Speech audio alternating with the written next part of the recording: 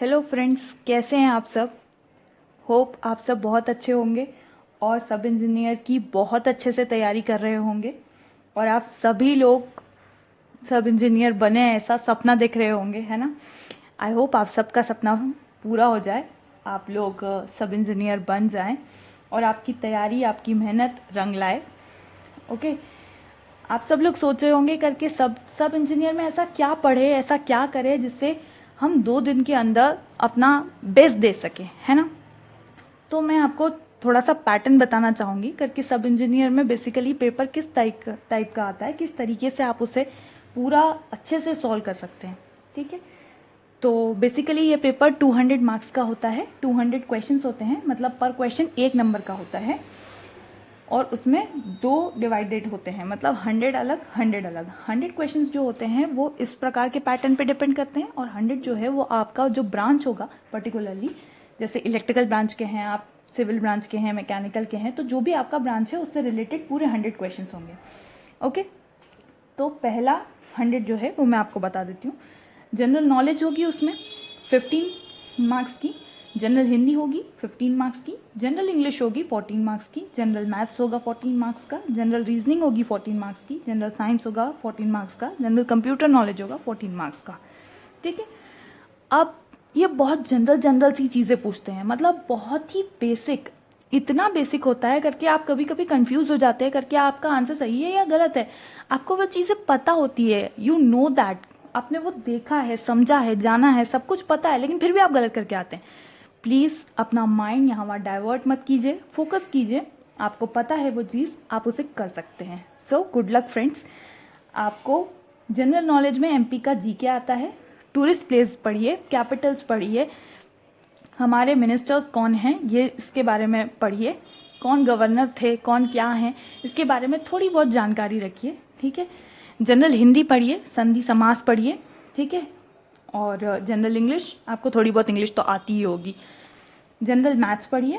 Reasoning बहुत ही आसान topic है, आप इससे क्विकली कर सकते हैं और सही कर सकते हैं। प्लीज़ बी एक्यूरेट, क्योंकि 14 नंबर आपको किसी भी हालत में जाने नहीं देने हैं। ठीक है, जनरल साइंस, आप तो सब साइंस फील्ड से ही बिलोंग करते हैं तो आपको थोड़ी बहुत साइंस तो आती होगी। फिजिक्स केमिस्ट्री तो सबको थोड़ा बहुत आता ही है, बस उसे थोड़ा सा वॉश करिए, थोड़ा दिमाग में लाइए कि हाँ ऐसा था वैसा था, थोड़ा एग्जैक्टली क्योंकि हमें वहाँ सेकंड में जल्दी जल्दी आंसर लगाने, क्योंकि कॉम्पिटिटर्स बहुत ज़्यादा है, कंपटीशन बहुत ज़्यादा है और आपको सब इंजीनियर बनना है ना। कंप्यूटर नॉलेज सबको होती है लेकिन वहाँ जाके गलती हो जाती है, तो थोड़ा ध्यान रखिए क्या है, कौन सा www क्या होता है, HTTP क्या होता है, और ये सारी छोटी छोटी जो बेसिक चीज़ें हैं, वेब पेज क्या होता है, ये सब पता रखिए। ठीक है, बहुत बेसिक सवाल आते हैं, आप सबको पता होंगे। ठीक है, अब बात करते हैं कि नेक्स्ट जो 100 मार्क्स है, इलेक्ट्रिकल की बात कर रही हूँ मैं, उसमें आप ऐसा क्या पढ़ें कि आप 2 दिन के अंदर मतलब बनी जाए, आपको ऐसा लगे करके नहीं 99% में श्योर हूँ करके मुझे तो सब कुछ आता ही है। तो ये कुछ टॉपिक्स हैं जिसको आप जाके अच्छे से पढ़िए, थोड़ा बेसिक उसका क्लियर कीजिए, क्योंकि ये टॉपिक मोस्टली आते हैं, पूछे जाते हैं, तो मैं आपको इनके बारे में बता देती हूँ। जैसे ACDC नेटवर्क सिस्टम होते हैं, क्या एक्टिव एलिमेंट्स है, क्या पैसिव एलिमेंट्स हैं, इसके बारे में पढ़िए। रेजोनेंस सर्किट्स के बारे में उसके फॉर्मूलाज पढ़िए, रेजोनेंस कंडीशंस पढ़िए। DC मोटर, DC जनरेटर के बारे में बेसिक, उसके कैरेक्टरिस्टिक्स सब कुछ पढ़िए, थोड़ा बेसिक पढ़िए उसके बारे में। इंस्ट्रूमेंट्स पढ़िए, कौन सा मूविंग आयरन है, कौन सा मूविंग कॉइल है, क्या PMMC है, उसका थोड़ा बहुत बेसिक पढ़ लीजिए। ठीक है, उसका बेसिक फंक्शनैलिटी जो है, टॉर्क इक्वेशन है, वो सब पढ़ लीजिए।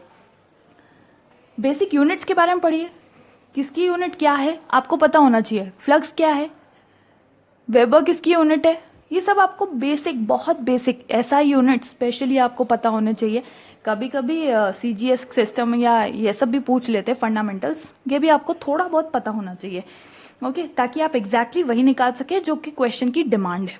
ओके, सिंगल फेज और 3 फेज सिस्टम के बारे में पढ़िए, उसके कनेक्शंस कैसे होते हैं, स्टार डेल्टा कनेक्शन क्या होता है, किसमें √3 डिवाइड होता है, किसमें मल्टीप्लाई होता है, क्या वोल्टेज की वैल्यू होती है, क्या करंट की वैल्यू होती है, ये आपको पता होना चाहिए, क्योंकि वहां पे डायरेक्ट फॉर्मूला लिखा होता है और आपको फॉर्मूला याद नहीं होता है, इसीलिए प्लीज फॉर्मूला पे ध्यान दीजिए। ठीक है, इटरेटिव मेथड्स पढ़िए, बेसिक गॉस सीडल जो होती है, न्यूटन रैप्सन है, इसमें से अच्छा कौन सा है, लोड फ्लो एनालिसिस क्या होता है, इसका बेसिक पढ़िए करके, इसका बेसिक फंडामेंटल आखिर है क्या। ओके, ट्रांसमिशन लाइंस के बारे में पढ़िए, शॉर्ट मीडियम, उसका डिस्टेंस कितना क्या होता है। लॉस पढ़िए, लेंस लॉ, फराडे लॉ, ये जो बेसिक लॉ है, कौन सा लॉ किसके लिए अप्लाई होता है, ये बेसिक जानना आपको जरूरी है, ये आपको याद होना चाहिए करके क्या लगाना है, क्योंकि स्टेटमेंट लिखा है और आपको यही नहीं पता कि ये फराडे का स्टेटमेंट है। ओके, तो आप इसके बारे में थोड़ा बहुत बेसिक। पैरामीटर्स पढ़िए, admittance, impedance, ABCD, hybrid parameters, ये सारे पैरामीटर्स आपको पता होने चाहिए, क्योंकि पिछली बार क्वेश्चन आया था ABCD और हाइब्रिड पैरामीटर्स का ही कोई क्वेश्चन था, उसके अंदर आपको सिंपल इक्वेशन दिया हुआ था और बताना था करके राइट इक्वेशन कौन सा है, इनपुट और आउटपुट क्या है, ये नहीं बता पाए लोग, बताओ। तो आप भी करके आए हैं, आपको पता है करके, ये है, आपको सब पता है, सबको सब कुछ पता है, बट बस यही है कि एट द मोमेंट क्लिक करना चाहिए, जिसको क्लिक कर गया वो पार हो गया। तो मुझे ये लगता है कि आप सब लोग तैयारी कर रहे हैं, तो ये आप कर सकते हैं, है ना। फिर ग्राफ, नोट, ये सब कंट्रोल सिस्टम में होता है, आपको पढ़ना चाहिए इसको भी, ये थोड़ा नोट्स पर बना के इसको थोड़ा देख लीजिएगा आप। और यूटिलाइजेशन, इसमें मर्कुरी लैम्प, सोडियम लैम्प पर डायरेक्ट इनडायरेक्ट लाइटनिंग कैसे होती है, ये कुछ बेसिक्स है, ठीक है, इसके बारे में आप पढ़ लीजिएगा। तो ये था मेरा छोटा सा वीडियो आपको समझाने के लिए करके सब इंजीनियर के पेपर में आखिर होता क्या है। So good luck friends, all the best, do well and hope कि आप सब इंजीनियर बन जाएं। आई होप आपको ये वीडियो पसंद आया होगा, प्लीज़ सब्सक्राइब कीजिएगा मेरे चैनल को।